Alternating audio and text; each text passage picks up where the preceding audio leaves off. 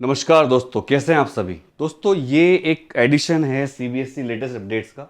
इससे पहले एक वीडियो मैंने भी डाली थी अनुराग के क्लासेस पर। वो शॉर्ट वीडियो थी 2 मिनट की। ये आज की बात का एडिशन है और ये 10 मिनट के अंदर अंदर मैं ख़त्म करने की कोशिश करूँगा। आपको मुझे बहुत सारी अपडेट देनी है, जो अपडेट आपके लिए जानना आज बहुत ज़रूरी है।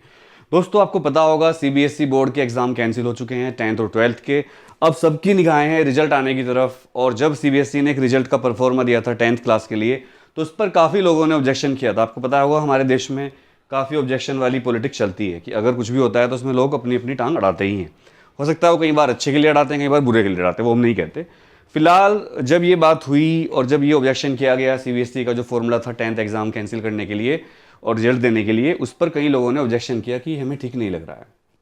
जब वो फॉर्मूला कैंसिल हो गया सीबीएसई का, तो सीबीएसई ने, सुप्रीम कोर्ट ने उससे पूछा कि बताओ, अब 12th के एग्जाम भी कैंसिल हो गए, 10th के तो चलो फॉर्मूला जो आप लगा रहे हो ठीक है, बट 12th का, चूंकि 12th के बेस पर बच्चों को एडमिशन दिया जाता है बहुत सारे यूनिवर्सिटी कॉलेज में, तो आप किस तरह रिजल्ट निकालोगे ताकि ऐसा लगे कि एक्चुअल एग्जाम जैसा रिजल्ट निकला है। तो बच्चों की सुरक्षा के अंतर्गत सरकार ने एग्ज़ाम कैंसिल किए, जिसमें आपने और हमने बहुत प्रयास किया।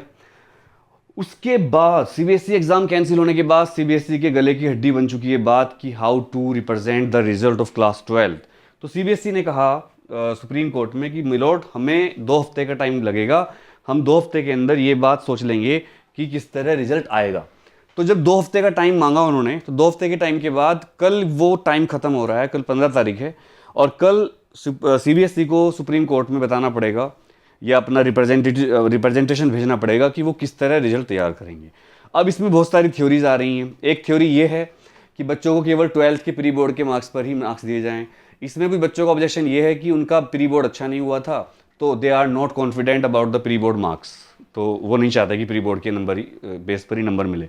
दूसरा फॉर्मूला जो बच्चे कह रहे थे वो ये था कि बच्चे नहीं, मतलब जो एक्सपर्ट हैं, कि जो 10th के एग्ज़ाम थे प्री बोर्ड के, उनका कुछ वेटेज लिया जाए, 11th का कुछ वेटेज लिया जाए, 11th के हाफ ईयरली, एनुअल जो भी टेस्ट होते हैं। इसके अलावा जो 12th के बहुत सारे यूट्यूब है उनका लिया जाए, 12th का प्री बोर्ड का वेटेज लिया जाए, और उसके बाद एक रिजल्ट घोषित किया जाए। अब इस पर भी कुछ लोगों का ऑब्जेक्शन था, इसलिए सीबीएसई ने कमेटी बनाई थी जिसमें 15 दिन का टाइम मांगा गया था।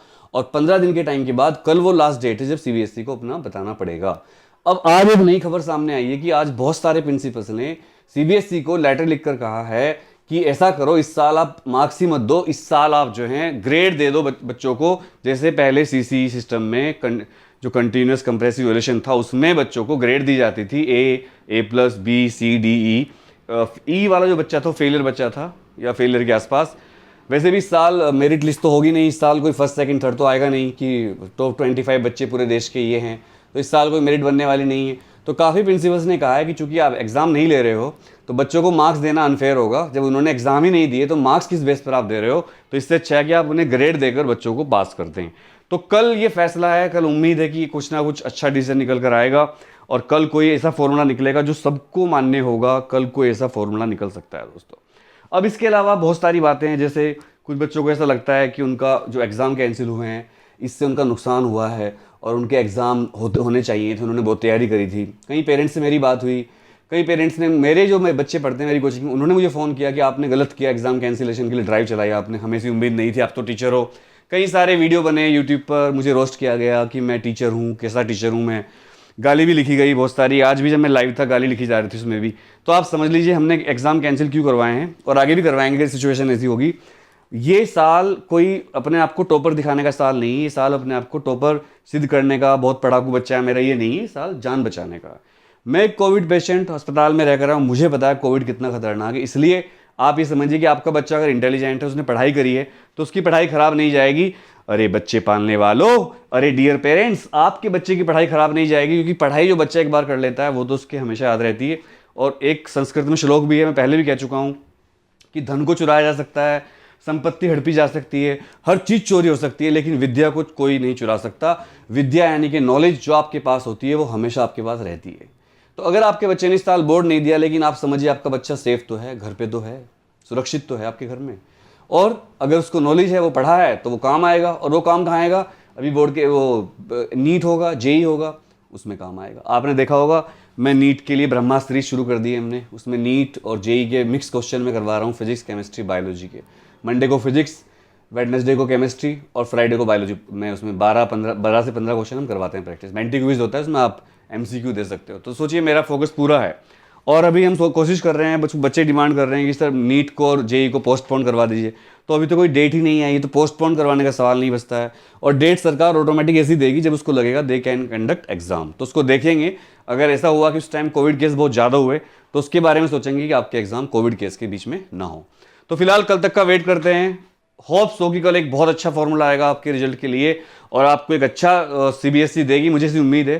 क्योंकि CBSE के एक्सपर्ट पर मुझे पूरा विश्वास है कि वो ऐसा फॉर्मूला निकालेंगे जिससे आपका रिजल्ट बहुत शानदार आएगा। तो दोस्तों हमेशा लाइफ में पॉजिटिव रहिए, thought positive and corona negative.